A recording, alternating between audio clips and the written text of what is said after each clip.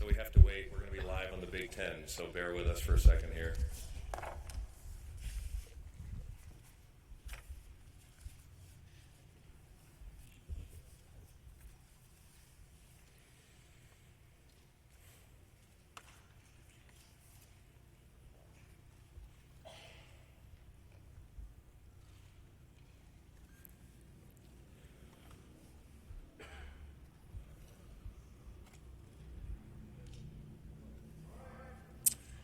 Okay, good afternoon, everybody, and welcome. Thank you so much for being here. What a great turnout. Give yourself a round of applause for being here. There's a lot of energy in this room right now. We really appreciate you being here. I know we've got some of our football team here and a lot of our staff and other student athletes, so we'd like to welcome you to the Hawks Championship Center.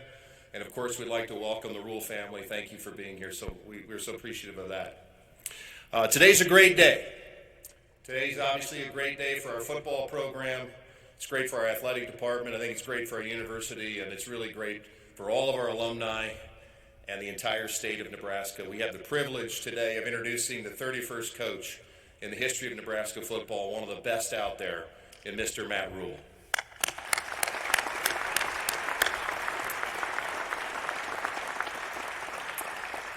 So what I'd like to do is, I know you're not here to hear me, you are here to hear Coach Rhule, but I thought I want to go through a few thank yous. I want to walk you through a little bit on the process of how we got to where we are today. I want to talk a little bit about the vision that we have for the Husker football program, and finally, what those key characteristics of our coaches that we were looking for that ultimately landed on Coach Rhule. First and foremost, I want to start by thanking Coach Mickey Joseph. And I'll tell you, Mickey Joseph and our staff and our players did an outstanding job. You know, many of you here recognize 9 games ago when we made a change, and Mickey Joseph was the head coach. Mickey did an outstanding job. I had a lot of respect for Coach Joseph prior to him becoming our interim coach. I have more respect for him now. The way that he worked, continued working, doing the right things, fighting hard for these young men, and investing in them was really something. And to see them have that moment against Iowa was really, really special. So really, really proud of Coach Joseph and his staff and our players, and I want to thank them. I want to thank President Carter. I want to thank Chancellor Ronnie Green. I want to thank our Board of Regent members who we have here. I want to thank Governor-elect Pillen. I'd like to thank our staff. I'd like to thank the media. And I'd like to thank you for giving me the space to run an effective search. I know it was a long time. I think it was the longest search in the history of Nebraska athletics, probably. But it was very meaningful to me that you all allowed us to do a real search and gave me the space to do that. So thank you very much for allowing me to do that. I'd like to thank my wife, Angie, and I'd like to thank our staff. The fact of the matter is, for the last couple months, I've been a little bit remote. This has consumed all of my time, and I'm just so grateful to have the staff we have in Husker Athletics who worked really hard to make sure that everything was moving forward appropriately, so I want to thank them. I want to thank Julie, Brian, Vivi, and Leona. Thank you guys so much for allowing your husband and your father to become the head coach at the University of Nebraska. You're going to love this place. Husker Nation is going to love you. And we're going to support you and your family. So thank you for believing in us, and thanking you. I want to thank you for being Huskers. This is awesome.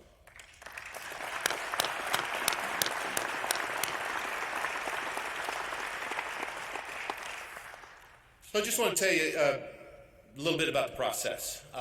We talked to, and interview is the wrong word, but we interacted with 13 coaches as a result of this process, and some multiple times. As I told you a long time ago, we were going to dive into a real detail-oriented process, and we wanted to talk to a lot of people. And I really want to thank all of those folks who took the time to talk to us. I learned a lot in that process. Obviously, we're not going to be releasing the names of all the people that we had an opportunity to talk to. But I also want you to know that candidate 1A for me and the University of Nebraska was always Matt Rhule from the beginning. And so we're really glad that we ended at that point. I also want you to know that we tried to use all of the tools at our disposal possible. And one of the cool things you have now is analytics. And so we really were able to dive into a lot of analytics and some of the detail behind that. We were able to use a firm that helped us look at successful Big Ten programs, looked at all of these candidates and trying to match up. Obviously, analytics aren't the primary driver, but it's a tool. And so we tried to use all of our tools for our benefit. I just want to tell you a little bit about our vision. It's real simple to me.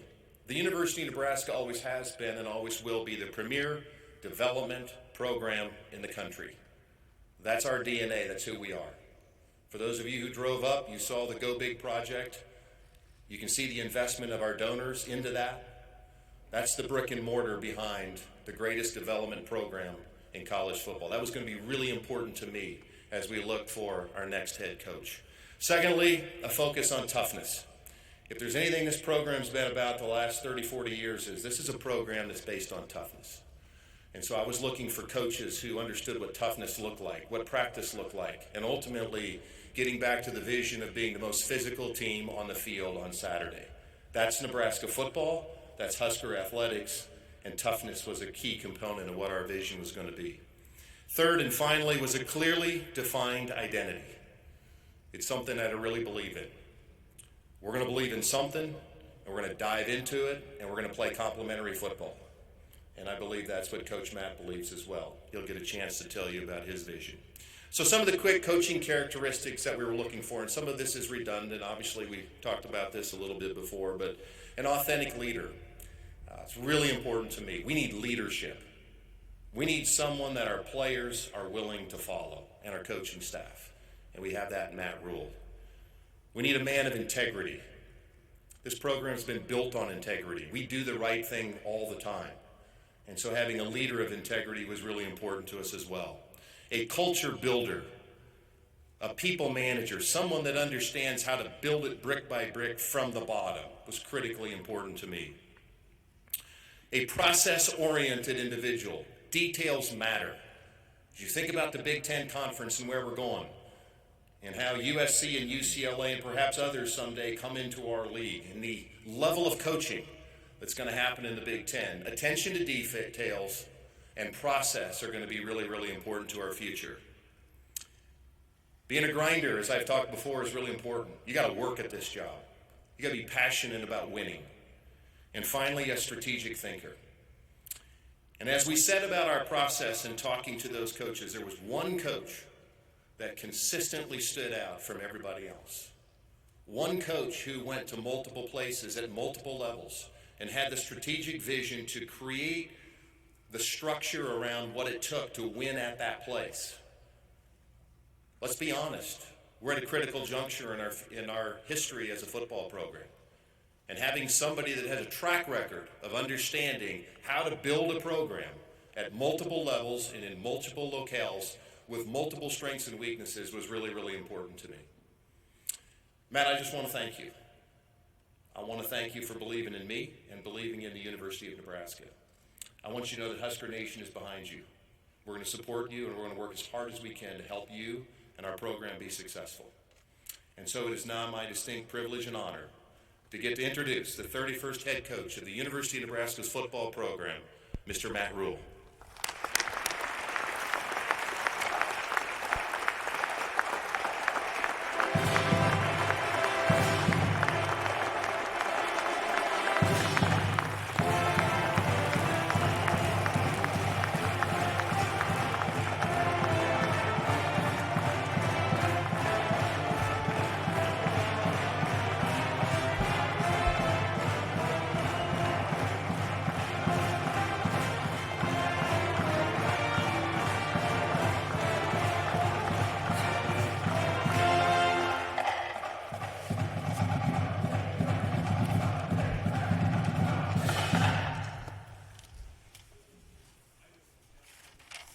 Thank you.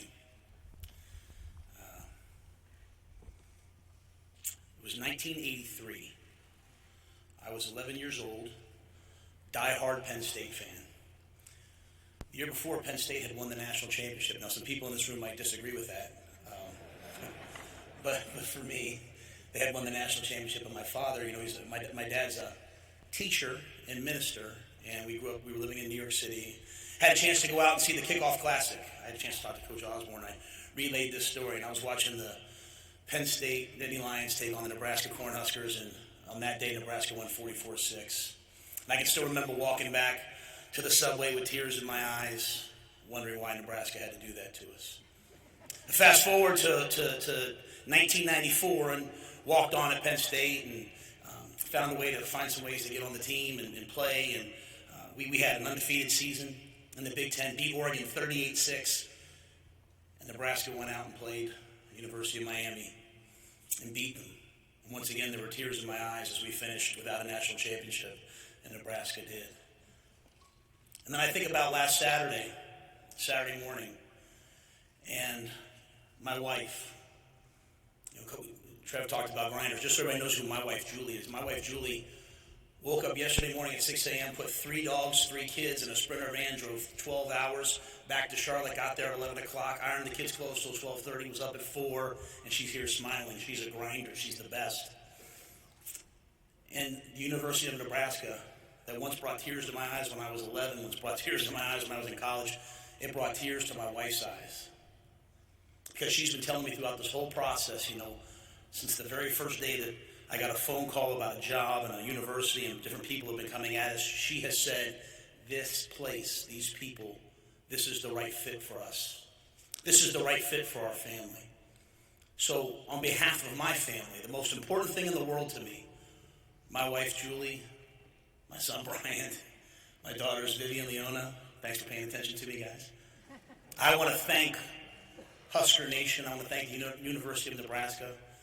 I want to thank Chancellor Green for this opportunity. But I want you to understand that this wouldn't be possible if it weren't for President Ted Carter. This would not be possible if it was not for Trev Alberts. It would not be possible if it was not for Angie Alberts. Because throughout this process, we found what we've been looking for. We found leadership. We found alignment. Like how do you put numbers like this up on the wall? How do you have the great seasons? How do you have 5 national championships? You need leadership and you need alignment. And I've learned that lesson. I've learned that no matter how fertile the seed is, man, it's got to be in great soil for the plant to grow. I could have taken a year off.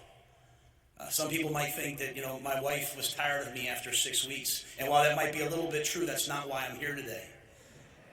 I'm here today because as I talked to Trev, the passion for football was reborn inside me. The passion for young people was reborn inside of me. When we came to Lincoln, and we snuck into Lincoln, and we drove around, we said, you know what, this is a place that's committed to greatness. This is a place that's committed. Look at this facility that's committed to player development. These are people that love their university, that love their state, and love their football team.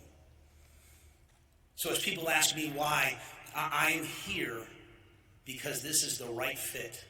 It's the right time. And if I have one message for you, we can absolutely do it. We can absolutely get the University of Nebraska and the University of Nebraska football exactly where it's supposed to be. It will be hard. It may take time, but it will be done. So thank you, Trev. Thank you, President Carter, for setting a vision for us that made us decide to call this home. I want to echo what Trev said. I thought it was awesome watching the team on Friday play against Iowa, and I'm sitting there watching it and trying to figure out, hey, is this going to be the team that I coach next year? Coach Joseph and his staff just showing tremendous leadership. The players on that team, I've had a chance to meet the team, talk to some guys, just showing the leadership to keep that team together. And again, that's what I hope that I bring. Because if there's one thing I've learned in the last couple of years after my foray in college, in the National Football League, it's that anybody can lead when things are easy. That's convenient leadership. Who steps up when things are hard? Who stepped up for this team in the middle of the season when the coach is gone and guys can go either way? Like, who steps up when we haven't had the success as a program that we want? Who's going to step up and fill the void, stand in the gap? And I'm honored that I've been chosen for that. And I'm just one small piece of it. Leadership isn't just a position, man. It's a way of life. And I hope, and I'll start today, I can promise you this, I'm going to rip this suit off sometime tonight, and I'm going to go back to my office, and I'm going to start to recruit, and I'm going to start to do all the things. But I am honored to say that I have a chance to lead this football program. When people ask why, besides living here in Lincoln, besides the leadership that I found, besides the opportunity, and just the resources and support. My son, he's with this YouTube generation. I have seen the tunnel walk maybe 5,000 times. I have seen post-game celebrations. I've seen the hype videos. I feel like, and I don't know Nebraska well enough yet, and I hope you'll bear with me because I want to embrace everything that has to do with the University of Nebraska and the University of Nebraska's football program. But I feel like through him and through some friends of mine who've played here, that this is exactly the right place at the right time. And let me say it again, I believe we can do it. So thank you to my family.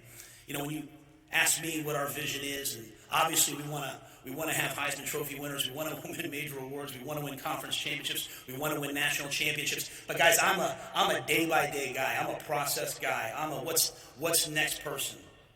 And I can just tell you this, that I want to build a team that's tough. I want to build a team that's hardworking. I told the team that today, like, the price of glory is paid in here at 6 a.m. The price of glory is paid on the recruiting trail.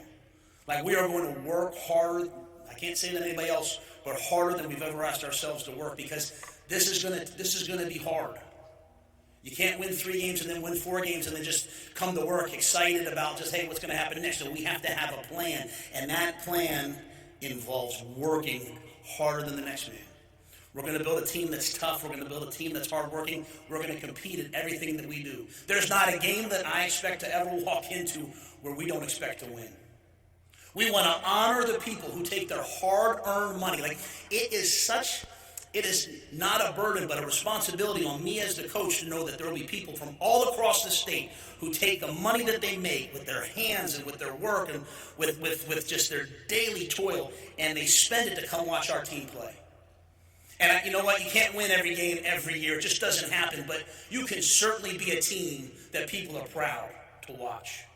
That's the type of team I want to be. From the spring game to a practice to a mat drill to a weightlifting session to a meeting, I expect our guys to be tough. I expect them to work hard, and I expect them to compete. And I expect that because I and my staff will do the same thing every day. That's sort of our vision for how we are. We're not going to be a new spread teams, and we're not going to be like that. We're going to be a little bit more of an old school type of a team. Okay, we're going to be a physical team. We'll be balanced, and I know you guys ask lots of questions. We'll always try to do what the players do well, but at the end of the day, I don't believe you can win if you can't win the line of scrimmage. We want to have fast players, explosive players. We want to have speed. We want to have great quarterback play. But at the end of the day, through the weight room and recruiting, we want to have a physical team that can control the line of scrimmage and control the game. I believe that's the type of team that can win in the elements. That's the type of team that can win on the road. That's the type of team that can have a lead and keep a lead. That's the type of team that Nebraskans want to see. And then finally, how? Because it all sounds good. Press conferences are fun. But how are we going to do it besides just the work? I think it's important for all of us to understand that football has changed. College football has changed even in the last 2 years since I left. NIL, portal, transfer, all these different things. And I think for all of us, we can look at what we've done. We can celebrate the past. We can learn from the past, but we have to have an eye to the future. The game is changing around us, and we have to change with it. We have to recruit people that want to be Nebraska men. We have to recruit people who want to wear the N. We have to recruit people who want to pay the price for this team. While I know that there's some salary stuff now, we can this guy can get this guy can get that, and we'll be involved in all of that because we want to bring the best players here. But at the end of the day, I want players who want to come here, who want to not just graduate, they want to be educated. They want to take advantage of this opportunity to change their lives in the classroom, to change their lives through education. I want to bring players here, and I want to have a program that impacts the community. That when you see a Nebraska football player, you know that wherever you are is better for them having been there. That they will always leave a place better than they found it. I want to bring players here who make the campus community better. Like, you're not going to see me and my family hanging out. Like, you're going to see us at the local diner. You're going to see us at the Salt Lake. That's who we are. We did not come here to live in seclusion. We want to be a part of this community. We want to be a part of this community, and I want players who want to do the same thing. Get educated, graduate, impact the community, impact the campus, and then play great football. Man, I want guys that want to be pro football players. I've had a chance to coach in the National Football League twice. So many players have left the University of Nebraska and gone on to the NFL. And while talent can get you there, character and integrity and work ethic and professionalism will keep you there. It stinks getting fired. But if there's one great thing that came out of the day that I got the phone call that I was no longer the head coach of the Carolina Panthers, it was all of the players who played for me that are playing in the National Football League or who are going to medical school or going to business school who all said, you know what, Coach, my life is better for having been a part of the program. It's not about me, it's about all the people that touch them. And so as we come here to the University of Nebraska, it is my intent to leave the university a better place for us having been here. It is my intent to make Nebraskans proud, but most importantly, for every player, walk-on or scholarship, young or old, for every player that comes to play for us, that comes to practice in these facilities and sit in these meeting rooms, I want them to look back someday and say, you know what? My professional life, my personal life, my football life, it was all better for having been a Nebraska Cornhusker. I've gotten calls and texts from guys I know who play here, guys that I don't know who play here, and the pride and passion that they all feel for having been here and worn the jersey and been a Cornhusker, I want all the future generations to feel the same. So I will do my utmost best. I will do my utmost best to respect the tradition, respect that honor, and I hope that you guys will trust me to take us to another place, take us into the future, because it can happen. And as Trev said, the time is now. The time is now. And it's not really just about me, it's really about all of us, because we have to be all in. If you want to see something fail, have a bunch of people stand around and wait to see it fail. If you want to see something succeed, everybody, even when you disagree, just move ahead and push ahead. It's going to take everybody who bleeds red to get the Nebraska Cornhuskers to where they're supposed to be. But we will do it, but we'll have to do it together.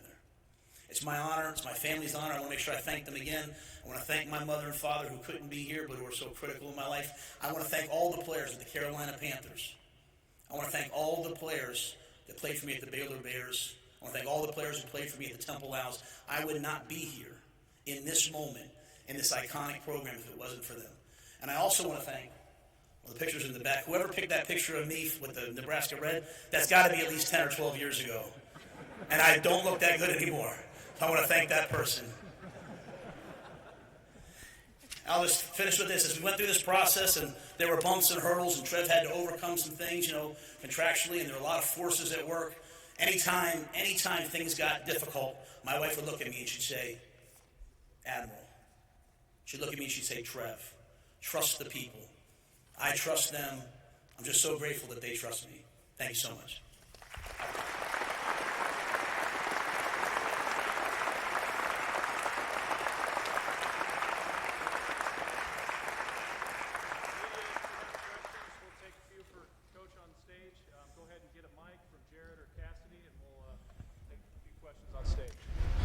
Please identify yourself and your affiliation.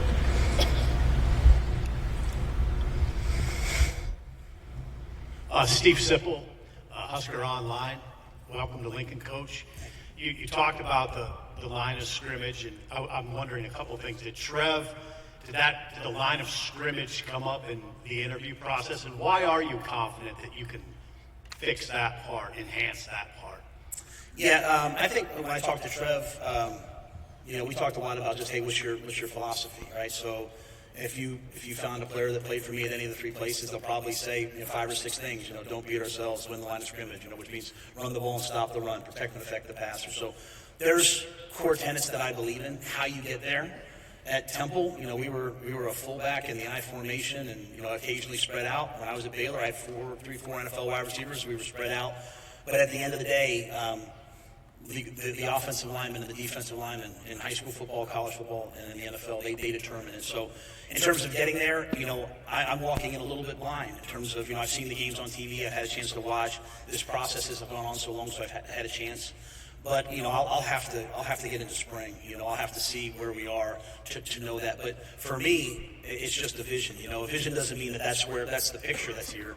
The picture that's here, I have to get into that. But the vision is to build up front. And that's not just recruiting, that's also the weight room. That's also the way that we want to train. And I'm confident because, we've done that at Temple, I think right now there's 24 guys playing in the National Football League from Temple and Baylor combined, and none of those guys were 4- and 5-star recruits, but we were able to develop them, so that'll be our plan here as well. Hey, Matt. Brian Christopherson from Husker 24/7. Welcome. Have you had a chance to talk with Mickey Joseph? There's a lot of interest in him around here after the job he did, and what goes into the considerations of possibly retaining people who were on the staff? Yeah, I reached out to Mickey right when I got the job. I'm looking forward to talking to him at some point here and talking to the rest of the staff. I've been on both sides of it. I've been an assistant coach on a staff that's been let go, and I've always appreciated the coach coming in and talking to me. So I'll try to be thorough with that process over the next couple of days. My family will go back tomorrow, and the most important things to me right now are the current players. I need to sit down with them and talk to them, right? Like, they know the issues in the program more than anyone else, good and bad. And I say issues, I mean like good things. Hey, this is great. Hey, so I need to talk to the players, and I need to talk to the staff and coaches. To me, it all comes down to fit. People have to want to be here, number one. They have to want to be in the role that they're in. And, we have to all move forward. Again, when I've not had success, it's when, some people are pulling in one direction. There will be a very clear vision, a very clear process for how we do things within the walls of the football program and, within the X's and O's. And so any staff member that's bought into that, I'd love to talk to him. And I agree. I think Mickey did a fantastic job. And I've known Coach Joseph for a while before that, not personally, but professionally. Excellent recruiter. Players love him. So I'm anxious to have a chance to visit with him and the rest of the staff.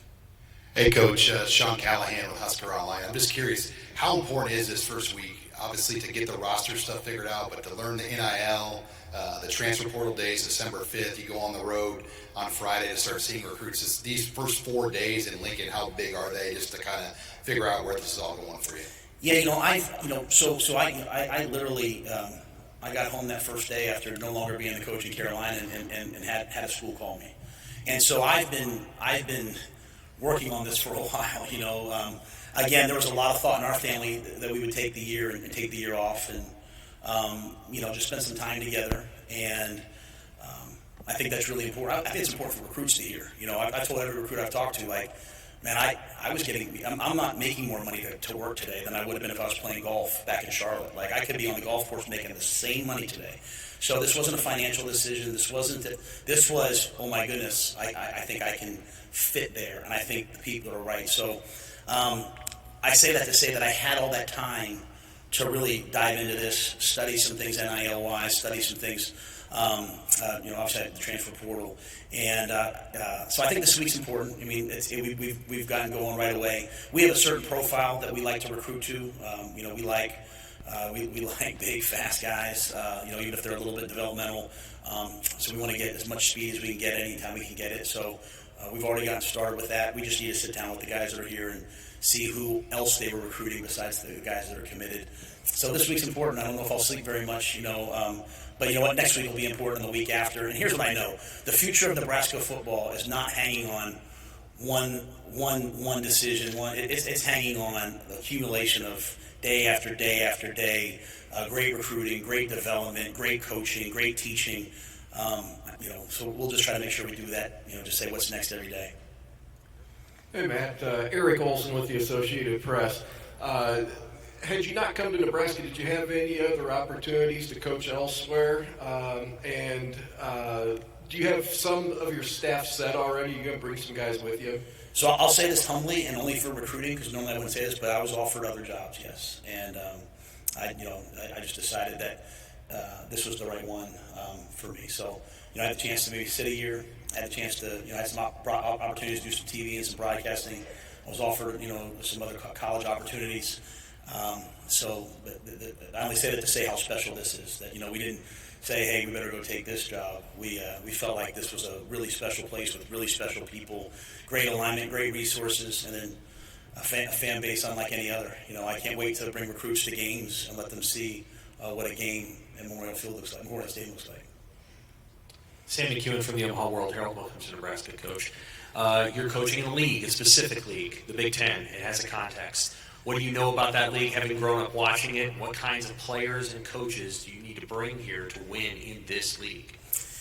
Yeah, it's a great question. Obviously, having been at Penn State, the Big Ten was a different way, maybe a little bit at that point, a different type of a league. But, again, it goes back to the things I talked about. The margin for error in the Big Ten in most games is pretty slight. You can't beat yourself. You have to be a team that executes. Typically, if you look at the Big Ten, whoever has the best quarterback play is typically going to win. So you need to have not just a quarterback, but a system around the signal caller that lets them be successful. And you have to be able to win in the elements. You have to be able to win when it's hot early in the year, cold late in the year. You have to be able to win on the East Coast. Pretty soon you're going to have to win on the West Coast. And so I think having defense, I think having a run game, those things are important. Because if you can't play defense in this league, there's 3-4 games a year you're going to get run off the field. In terms of coaches, I want young, energetic, dynamic coaches. Whereas there's some leagues where you have to go hire some names, and there's some guys that hey, he's a recruiter, he's been in that area a long time. I think my ties recruiting and our ties recruiting in Texas are something that we're going to lean on. I think you look at the history of Nebraska and its ties to New Jersey, so obviously those are places that we're pretty well known, and then Florida. Those are the distinct areas. And then to me, just studying this job and taking a lot of time to study this job, the in-state talent I'm excited about. And then you draw that 500-mile radius, making sure that we have the best, these might be little league. I want to have the best summer camps, I want to have 2,000-3,000 kids a year coming to our camp, not just prospect camps. I want kids when they're 8, 9, 10. Everyone should have a chance to be a Husker for a day. And, that's how you find the players that go off and go to an FCS school. Like, I don't understand why I'm in the draft last year looking at first-round guys at FCS schools. Like, I want them here. I want to find those guys. And so finding coaches that are going to – I don't need celebrity coaches who are going to go see one school a day. I need coaches that are going to go and do it the old school way, go see 6, 7, 8, 9 schools a day, speak at a clinic, call recruits. So we're going to have a hardworking staff. In terms of, do I have some guys lined up? There's some guys I'd like to bring with me. I want to be respectful of the staff and talk to them as well. But, we need to be able to hit the ground running here soon. Hey, Matt. Joe Nugent, WOWT TV. How you doing? Good to see you. Yeah, good to see you, too.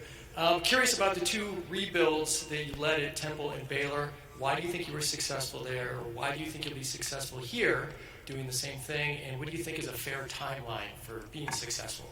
Yeah, I think the other 2 places it was really simple. We found the right people, found the right staff.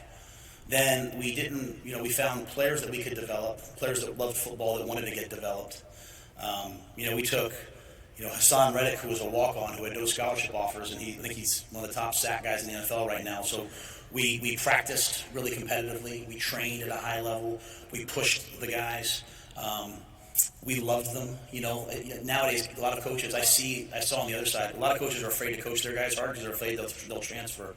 Well, I really feel like if a player knows that you care about them, if they really believe what I said earlier, that, I want your life to be better for having been here, not just because you're a good player, then you can coach guys hard. So I think the old school things of developing guys and pushing guys and wanting them to be better is what got us there at those places. And then we had great support. I won at Temple because, I had a great athletic director in Pat Kraft, Kevin Clark. I had a great president in Dr. Neil Theobald. And so when people were sort of saying, like, what's happening, they would calm the waters, and eventually we broke through. And then when I was at Baylor, I went to Baylor in an unprecedented time. I didn't know what I was walking into when I went into Baylor. But we were successful there because of Dr. Linda Livingstone, because of Mack Rhodes, because of Jeremiah Dickey. And, Mack Rhodes, our AD there, when things were kind of like, hey, why are we going 1-11? Calm the waters. And the players got better. People continue to buy in. And then everyone, as I said, was all in and pushing forward. Do I think we can do that here? I wouldn't be here if I didn't. I just can't say that enough. I would not be here if I did not believe, A, in the players that we can get here, B, the history of Nebraska and their belief in player development, both on and off the field. In terms of timelines, I learned at the last place, to be careful I probably didn't want to give a timeline. I want to win tomorrow. I want to win right away. If expectations sometimes run real, people get frustrated. I just know this. we're gonna work our tail off starting today, and we'll do it as fast as we can. Matt, welcome. Mitch Sherman, The Athletic. You mentioned Trev and Admiral Carter and your respect for them. Can you get into a bit when and how the interaction began with them and what your what that came back to, how strongly you feel about them and how that's grown through this process? Yeah, I'll defer the timeline to them just so I don't get on their bad side right off the bat. If I say anything wrong. But no, it's funny. I remember the first time I talked to Trev on the phone. My wife was kind of nearby. We were looking at I was like a little breakfast nook, and I was talking to him, and we were just talking about football, and talking about the process, and talking about player development, and just a conversation. And my wife, I looked over, and she was kind of like, she's like, it's the first time I've seen you this happy in a long time. Like I've learned you can work really hard, but you don't have to be miserable. And developing players and being in an environment where everybody loves each other, like that really brought joy to me. And so, as I said, there were lots of hurdles. I wanted to make sure that this was the right place for my family. It's not just about me. Everyone will see me they'll see me as like at Coach Matt Rhule on Twitter. Like, I'm dad first, and I don't want to bring my kids and move them every 3 years. I talked about it a little bit last week on NFL Network. Like, it's my son who's a senior this year in high school coming up, who was the one who said, no, I want you to go to Nebraska. I want you to do this. He'll make whatever sacrifice. If I have to stay back there, Dad, I will. If I have to, whatever it takes. And so it was because everyone really, really, really trusted Trev and his vision. We loved meeting Angie. We could tell that this was a great family. And then, President Carter was at Navy when I was at Temple. And so we had that crossover. And so played in the championship game. So, at the end of the day, I always want people to kind of know what I'm going to bring. Know, hey, this is how I'm going to do it. This is the way that we're going to do it. And, President Carter, having that history with me was really important to me as well.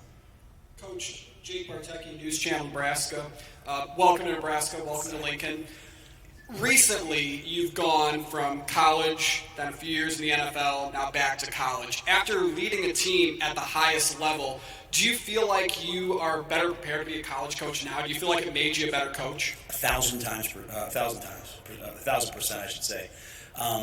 It made me a better man. It made me a better person. When you're in the NFL, and very grateful to the Carolina Panthers, and there's so many wonderful people in that organization. But when you're in the NFL, you're depending on a lot of different things. There's so many parts that have to come together, and so recognizing that and seeing that and being a part of that, I thought was great for me. Learning how to deal with challenges and adversity and all those things was really good for me as well. Dealing with the professional athlete was probably the best. Having a conversation with Amir Abdullah and then having a conversation with Christian McCaffrey, like two guys, same position, completely different people. And as I said to the team today, it really taught me, and Coach Coughlin tried to teach this to me, but I relearned things because I'm a little hard-headed at times. It's not coach-player, it's just people. We're just people, right? We all have different roles. I'm the coach here, but we're just people. And so I think that interaction with the players really, really taught me. And especially this year, I was on the hot seat from the end of last year to the middle of this year. And when you're a coach that's on the hot seat, do the players really have to listen to you? Do they really have to buy into you? And if I'm proud of anything, it's the relationships and the guys. It's the guys on that team that went out and won yesterday. It's the guys on that team that had my back throughout that process, the guys that called me since I got that job. And I think that shows me that I can come back to college, continue to push guys, have the same relationships. And the final piece is, we've always been known as a player development group. I know it so much better now. Like, anybody can get you to the National Football League. I want to help guys get to the National Football League and stay there and have a second contract. And the way that you take notes, the way that you prepare. I thought I knew that, and I always preached that, but I know it better now. And the final piece, because it's a great question, is I'm just so much mentally tougher. I mean, what I went through was hard, and it was hard on my family. But you know what? When things are hard in life, you either break or you just let it be a purifying fire that takes away the impurities and the ego and the anxiety and all those things. And so my family and I, man, we looked inward, we looked towards each other, we looked to our faith, we looked to the future, we stayed focused on the players. And so I come here now, not hardened by that, but steeled by it. I feel really, really strong, and I'm excited to get started with these players. I'm excited to get to the spring, excited to build a team. Hey, Matt, Zach Carpenter inside Nebraska. I think you said in your opening statement that you met with the team this morning or this afternoon. Can you just give us more details about what you said to the current players and the current coaches, if you met with them too? I have not met with the current coaches yet, just the players. And I started reaching out to the players, as I could over the last couple of days, via text and some phone calls. And the message I had for them was, because I understand the position that they're in, not one player in that locker room signed up to play for me. Not one player was recruited by me. Not one player chose to come for me. But I wanted them to know that, hey, I chose to come coach you. Like, I'm here to be your coach. I'd like to be your coach. I'm not one of those guys that comes in and runs everybody off. I've never done that. I come in, I try to set a high standard, a high expectation. I hope that the veteran players on the team take my expectations and raise it. And so I said that to them. I wanted to make sure that they knew that when they got back in the spring that we were going to work at a really high level. And hard work is not punishment. Practicing and playing football is not punishment. Being physical at practice is not punishment. I wanted them to understand that the way that we can get to where we want to be is on the practice field. It's through competing. That I wanted them to all be a part of it. I think it's an honor. I think it's a privilege to be a Nebraska Cornhusker football coach and football player, and I wanted them to appreciate that. And then finally, I told them I'd be here all week, and I look forward to talking to each guy. I want to hear their perspective. I want to hear from them. I think that's really important for me to learn more about this program right now. Hey, Coach. Steve Mark with Inside Nebraska. You've coached on both sides of the ball. Is there one specific side, offense, defense, that you're really passionate about? Not really. It's a great question. We've always historically, at Temple, after a couple of years, we were in the top 10 in defense. At Baylor, our last year, I think we were in the top 5. I think we were in the top 5 in takeaways on defense. After 1 year in the NFL, Carolina, we were number 2 in the NFL in defense. So we've always built a culture of defense. I've tried to always offset that, on the other side by, trying to run the football and be physical on offense. Things that we got done at Temple and Baylor at a pretty high level. But I think everything's important. I really do. When Trev says complimentary football, I just think what you're saying is that every single play counts. And in today's world where we all get pulled in so many directions, trying to teach the team that, everybody just needs to go out and win the rep. If everybody wins the rep, forgets the play, what's next, win the next rep. So, I'm passionate about the game. I love offense, I love defense, I love special teams. And I think that's why, I try to hire staffs that are great teachers, have lots of energy, care about their players, and then I have enough knowledge maybe on both sides to see if there's a problem and step in if ever needed. News here in Lincoln. You mentioned talking with Tom Osborne over the weekend and a bucket list item for you. Can you expand on that conversation and any advice he shared with you? No, Coach was great. He just welcomed me, and I just told him, I said, hey, I wouldn't take this job if I didn't have your blessing, and he kind of laughed and said, you don't need my blessing, but I trust Trev, and I know that you'll do a great job, and I'm thankful that Coach Grant Taft, who's a special person in my life, and Coach Osborne have a relationship, so I think that they were able to maybe visit a little bit, but it was great to have a chance to talk to Coach Osborne. He's someone, as I said, that I've looked up to as a coach. You see a lot of things on sports today. You see a lot of things on ESPN today. I grew up in the era of the gentleman coach. The coaches that would battle for 60 minutes and then shake hands and go clinic together in the summer. And that was Coach Osborne. That was Coach Paterno. That was those men. And so he said he'd be here for me if I ever needed it, and I'll certainly take him up on that. Amy Just, Lincoln North Star. As you stand here today, what does success mean to you? Like, what does a successful team look like, and how do you get Nebraska back to that? Yeah, I think the first step, because I really talk in steps, and I'm not saying they're not there right now, so I don't want to ever say that. I think the first thing is that we are those 3 things that I talked about, like that we are really a tough team, that no matter what the situation, no matter what the circumstances, we do what we say we're going to do and get it done. That this offseason that we work really, really hard and that we compete.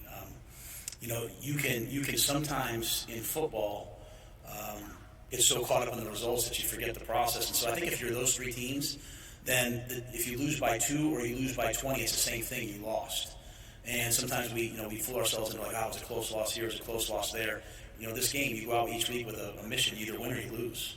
And so, I want to win as many games as possible, but I want to win the right way. And so the way for me is to make sure that the things that I talked about in this press conference, controlling the line of scrimmage, not beating ourselves, I'll talk about winning the turnover battle. If we do those things, then the results will take care of itself. I, like every other Cornhusker fan, want to go to a bowl game. I don't want to play just 12 games. I want to go to a 13th game, and then that, to me, that should be the bare minimum. And then I want to compete for the Big Ten championship. I want to compete for national championships. I just don't think we have the right to talk about that right now here today. Right now today, this team and we're going to talk about, hey, let's be great this week. Let's be great in finals. Let's be great in recruiting. If you go 3-9 and 4-8, then to me, we just have to worry about the spring. Let's be great this spring. And so that sounds like boring coach speak, but it's really how I live my life. It's how, when I got fired a month ago, I said, okay, well, I've been telling players forever, what's next? Worry about tomorrow. Then just do the same thing, Matt. What's next? Worry about tomorrow. Like, get fired one day, take your kids to school the next. That's what it is. That's how most people live their lives, and that's how I want the team to live its life. What does success look like? I think if we're that kind of team, as the players continue to develop and keep bringing in great talent, these guys buy in, the wins will come. Hey, Matt, Andy Kenny, KATV in Omaha. Welcome to Nebraska. I want to ask you, you mentioned NIL and the transfer portal. How do you go about building a roster and mixing the portal kids and laying the foundation with kids that you recruit and develop? And can you do both? Yeah, I think the good teams are doing both. I think as your recruiting improves, you see the really, really strong teams across the nation. They probably have less transfer kids. But I think right now, the first thing we'll do is continue to evaluate the roster. We will leave no stone unturned to find good players. They come in all shapes and sizes. We will take the walk-on program seriously. We'll take transfers seriously. We'll take NIL seriously. When I talk about all in, that's making sure that we have the money to go do the NIL at the level that the teams we're competing against do it at. So we will look at everything. We just won't sacrifice the ideals and the integrity of the program. The guys that come here. There's nothing wrong with a young man wanting to make some money. There's nothing wrong with a young man wanting to make some money off his ability. Every one of us, we want to be valued and we want to be compensated financially. There's nothing wrong with it. But they have to also want to be here for Nebraska. And they have to want to be here for their teammates. And they have to want to win. And so when you find guys who want to come here, who want to develop, who want to get a degree, who want to serve and impact the community, who want to win, those are the guys that I want to make sure that we take care of financially when we can. And I know the way it works is the collective, not me. I don't mean to say we get in trouble, but you think you understand what I'm saying. And you know what? I think it's a great incentive for young people to come in and play well. And the better you play, the more things that you do, the more opportunities that you have. And that's really kind of the American way. The more you do, the more you get. And so we'll embrace all of that. All right. Thank you all very much.